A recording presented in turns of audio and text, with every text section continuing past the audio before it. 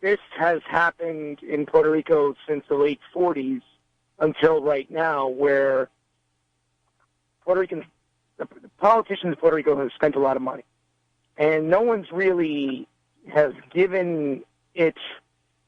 actually paid the bill, because whether it's U.S. policy or whether it's the fact that it was getting a lot of money, the debt just continued to grow and grow and grow and grow. And basically there were signs of this happening as, that this was going to become a problem as early as 2006.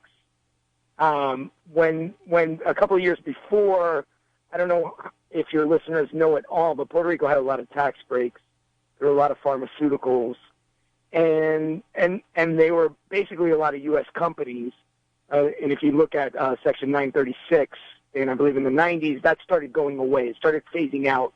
And what happened is that Puerto Rico didn't have the vision. And I'm talking about the leaders of Puerto Rico, the political leaders of Puerto Rico, didn't have the vision to kind of think of, like, what's next.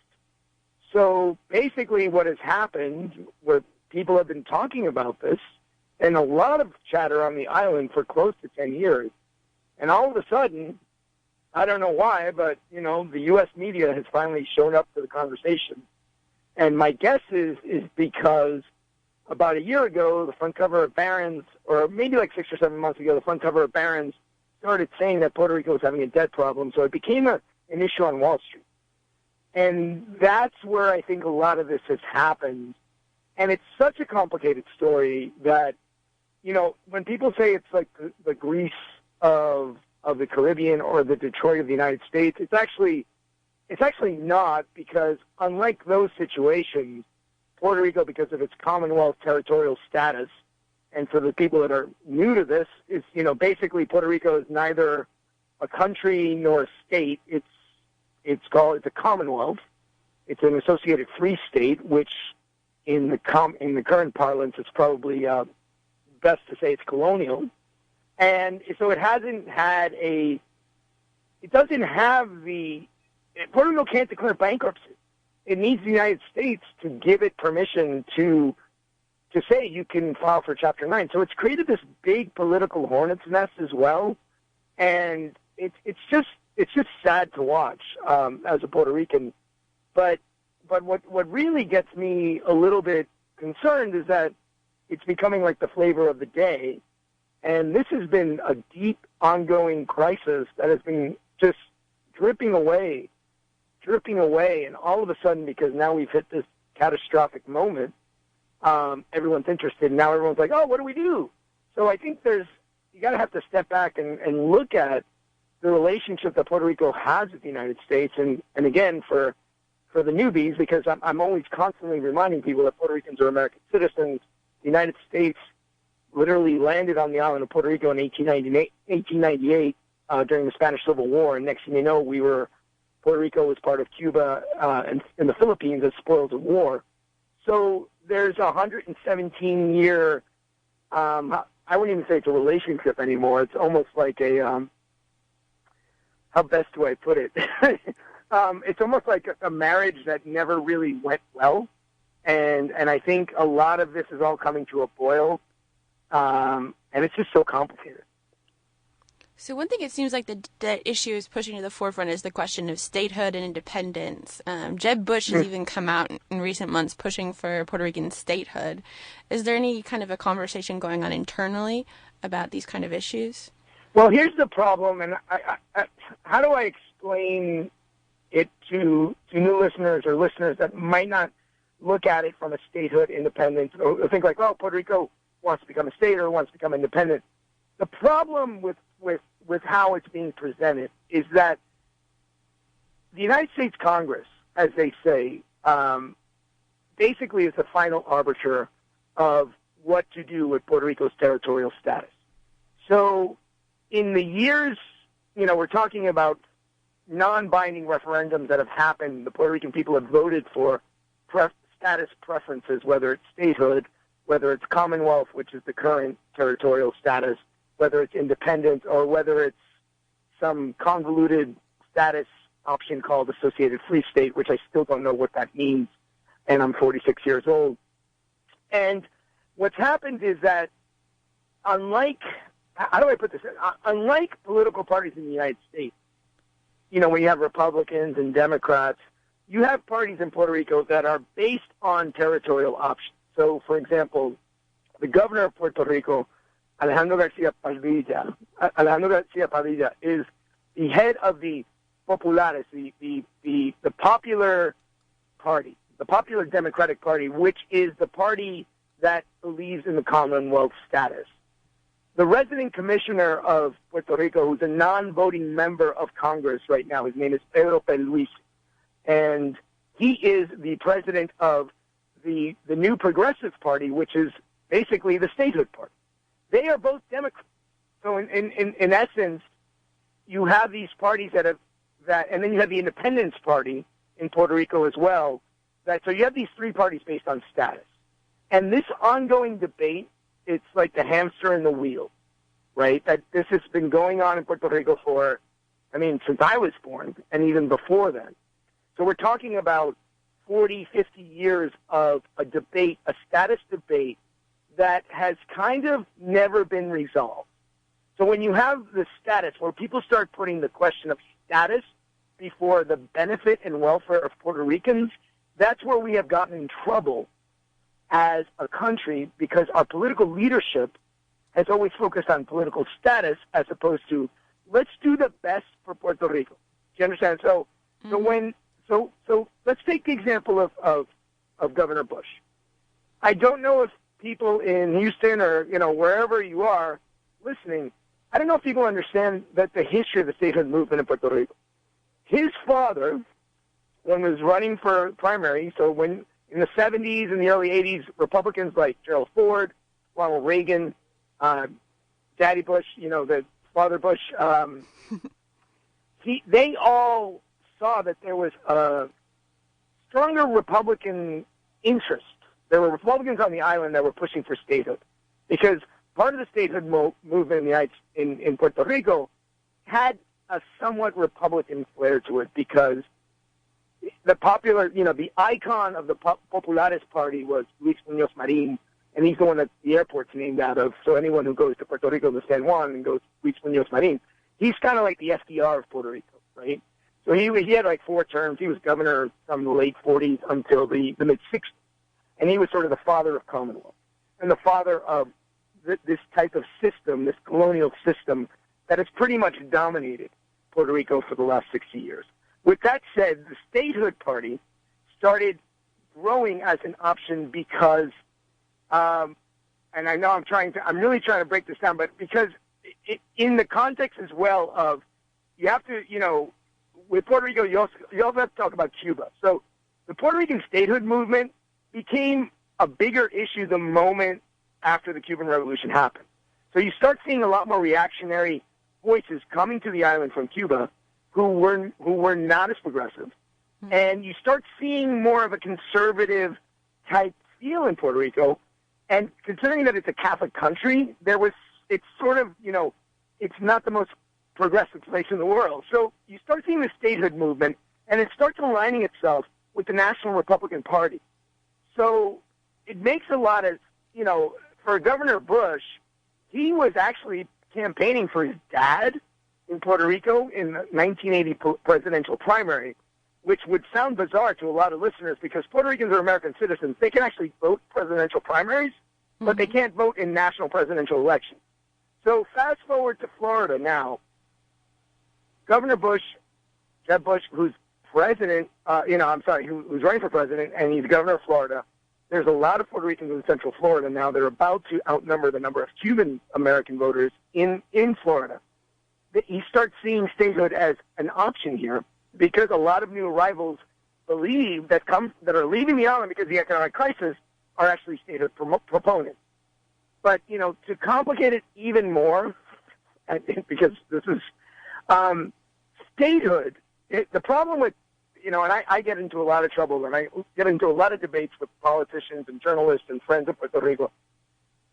We've been focusing too much on status as a country as opposed to coming together as a Puerto Rican community, both mainlanders who live here in the United States. There's more Puerto Ricans in the United States now than there are Puerto Ricans on the island of Puerto Rico. And that unified voice gets lost in the political silliness of status. And here is an opportunity where this economic crisis, where it needs to get elevated, where it needs the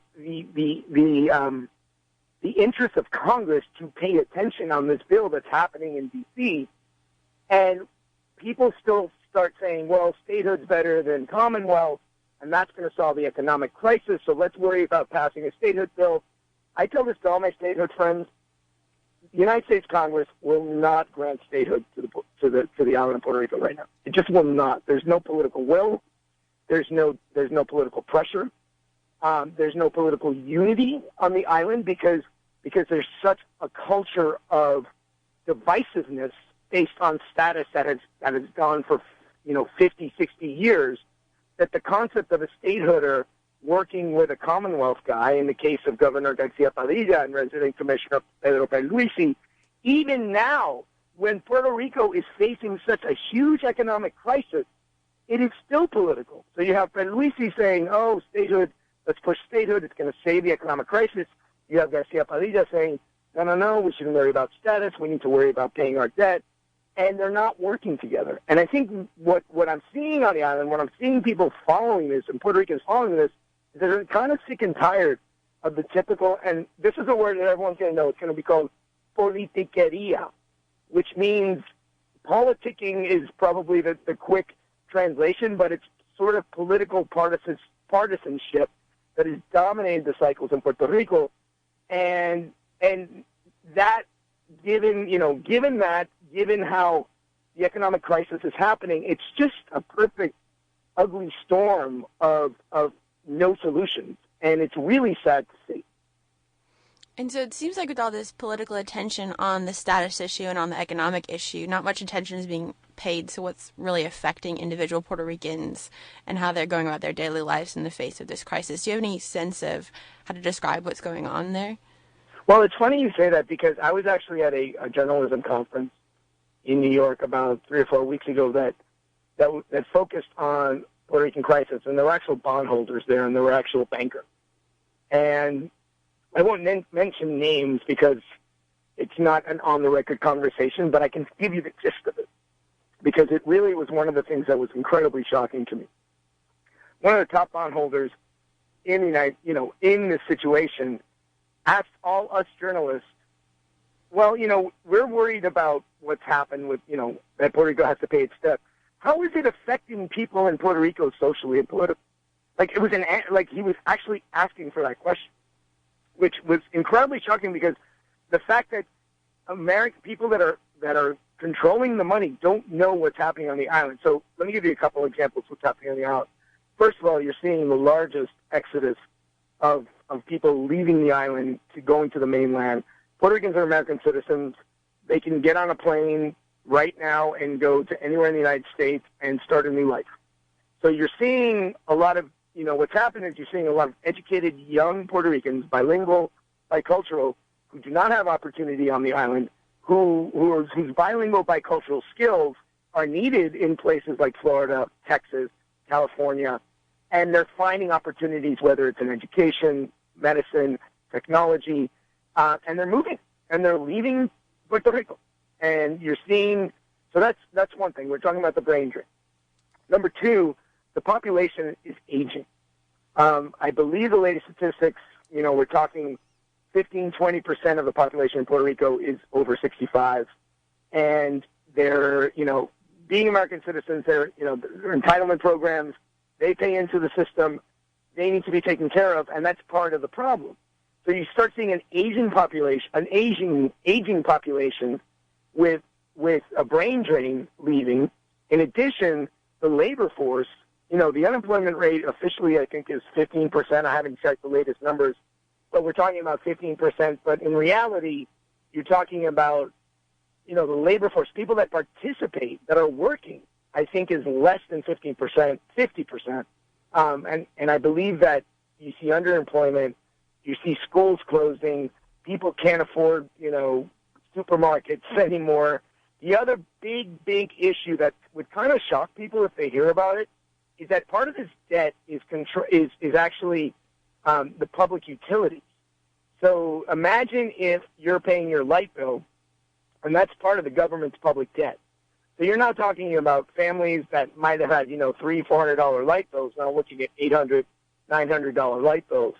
And there's a lot of, there's a history of public utilities in Puerto Rico that just hasn't worked. There's a history of mismanagement. There's a history of corruption.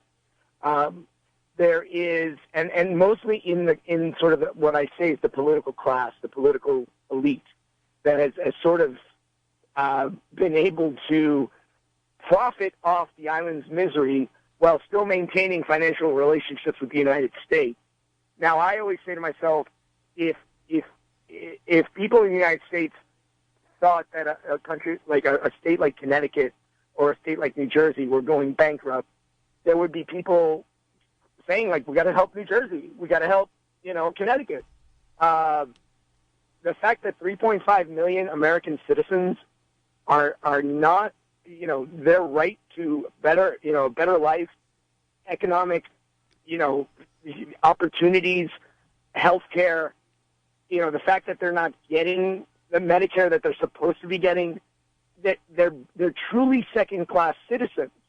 And Americans who are not Puerto Ricans, Puerto Ricans are American citizens, but American citizens who are not Puerto Ricans who look at this situation, just looking at it from a purely American, this is what the United States needs to do, should realize that this is sort of a moral obligation that we as America should be looking at this. And it still, to me, is really frustrating to see, because we talk more about Greece than we talk about 3.5 million Americans, many of whom have fought for this country, many of who continue to serve for this country. And, you look at the veterans that fought in Puerto Rico in World War II, World War I, in Korea, Vietnam, Iraq, Afghanistan. I had family, my step-uncle had 3 tours in Iraq. You look at the stories of bravery in Puerto Rico, of Puerto Rican veterans that defended this country and defended people's right to a better life. And it's still, like, people are shocked. Like, they don't even know that this is going on. And that's the sad tragedy about all this. And that's where you have, Puerto Ricans are continuing to talk about this. And I'm seeing a little bit of the needle, but I'm also really concerned that we've already become yesterday's problem, yesterday's news, yesterday's fish and chip papers, as they say, especially given the context today where, historic agreement between U.S. and Cuba happened. And that situation, Cuba and Puerto Rico, there's a saying that they're wings of the same bird. And what's happening in Cuba and the United States is going to deeply impact Puerto Rico. And that I find to be inherently unjust because, like I said, 3.5 million American citizens are being forgotten. So we're almost out of time. Is there anything you wanted to say for the last minute or so on the show? No, I do think that, I think that Americans need to get more educated about Puerto Rico. I think they don't realize that we are part of this country. And again, if you see injustice, I guess I come from the world of the United States where I see injustice, I speak out against it. And I just find it to be really disheartening that Puerto Ricans have to continuously remind Americans that they are part of this country's fabric. And that's the part where, you're talking close to 8 million people in this United States population that's happening now. And I've been talking about this issue since I've been in college, and that's over 25 years. And I continue to share the same points. And every time I share the same points with people, they go, oh, wow, no, wait, it's not West Side Story? It's not this, And that, to me, is mind-boggling. Because you would think in this day and age, people would understand that there's a colonial relationship between the greatest democracy in the world and an island that it invaded over 117 years ago, and it hasn't been resolved, even though the blood of Puerto Rican veterans has been spilled for this country. The talent of Puerto Ricans have contributed to this country. We have a Supreme Court justice who's Puerto Rican. You know, we have we have congressmen, we have, you know, there's so many business leaders, and we're still treated as second-class citizens, and that just needs to stop because it's not right. Well, to some extent, I'm going to break in here just for a second, Julio. To some extent, Puerto Rican citizens of the U.S. are not fully fledged citizens, right? They don't. I mean, you already mentioned they can vote in the primaries, but not in the presidential election proper. Exactly. They have no representation. There's no Puerto Rican member of Congress. I mean, that represents. There's members of Congress of Puerto Rican descent. Right, right. Right. So like Luis Gutierrez. Sure. So they're actually, and then anyone that lives in Puerto Rico in the mainland has representation. So what you're seeing is the diaspora speaking out against this because we're the ones that we can actually call our U.S. congressman and say, hey, worry about my homeland. But you're right. There's no U.S. congressman for Puerto Rico. No. There are Puerto Rican, you know, people of Puerto Rican origin who are members of Congress. That's a different story. And I wanted to just round out with a couple of numbers here because maybe people wouldn't understand how big this crisis really is, the financial crisis in Puerto Rico. And I know you mentioned a lot of numbers in the beginning, Emily, about the debt, the $72 billion and so on. But we've already said that Puerto Rico is not a state. But if it were, it would have the third largest debt of any U.S. state. The only two states that have a bigger debt are New York and California. Exactly. And obviously they have much bigger tax base, they have a bigger population, they have bigger revenues, and so they can manage their debts much better. I mean, there's a report from The Economist that the average ratio of state debt to personal income in the U.S. is 3.4%. Right. The figure for Puerto Rico is 89%. Exactly. It's ridiculous. It's crazy. This is a disturbing number. I just wanted to get that out there because I think it's important, and maybe people will pay more attention, and voices like yours will get out more, and people will actually look at some of the history. You know, going back to 1900 and various acts of Congress and where Puerto Rico is. It's not the only non-fully fledged Commonwealth island that the U.S. has relationship with. So exactly, it's an important topic. It's crazy. Right. And yes, well, I appreciate your time, and I appreciate you letting me share my my non-passionate opinions about Puerto Rico. No, passionate opinions are welcome on this show, and we're glad to have you on. We really appreciate your time. Apologies for the connection at the beginning, but it seemed like it worked out. No problem. Julio Ricardo Varela, digital media director for NPR's Latino USA, founder of LatinoRebels.com, was our guest. We're going to take a brief break, and we'll be right back with Gareth Porter. Stay tuned.